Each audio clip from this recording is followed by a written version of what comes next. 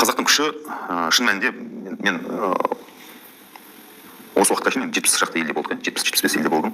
Әртүрлі ұлттарды зерттедім, қарадым, зерттедім, көрдім. Кейбір ұлттарға таңсынасын, қуанасын. Шынымен ақ неге бізде осындай емес деп, кейбіреулеріне әр ұлттың өзінің потенциалы бар, бірақ шын мәнінде біздің потенциалымыз өте үлкен. Біз өзгешеміз, шын мәнінде. Барлығымен салыстырғанда біз өзгешеміз, ақылдылығымыз бар. Мысалы, көп елдерді қарайтын болсам, мен қазақтарын атап ренжітпей ақ қояйын, бірдей қабілеттері, ойлау дәрежесі, мынау жүректің жұмсақтықтары, кейбіреулерінде өте қатыгез болады, кейбіреулері басқа. Бірақ қазақ, мен қазақ болғаным үшін емес, объективті түрде айтайын, шын мәнінде өте өзгеше, өте сезімтал, өте тез бейімделе алатын, және де өте тез үйрене алатын, және де үйренсе де өте ең мықты түрде жасай алатын халық.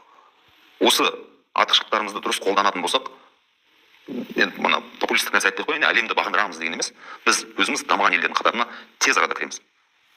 Осы бағытта жұмыс жасауымыз қажет. Біздің ең басты мәселе осы. Негативті қойып, тек үлкен мақсат үшін, оны ертең менің немерем емес, оны мен 5 жылдан кейін, 10 жылдан кейін мен көремін осы нәтижені деп, осына мақсат қойып, осылай жұмыс жасауымыз қажет. Осы жолда жүретін болсақ, солай дамитын болсақ, бізде ештеңені жоғалтпадық, әлі де үлкен мүмкіндік бар соған жетуге.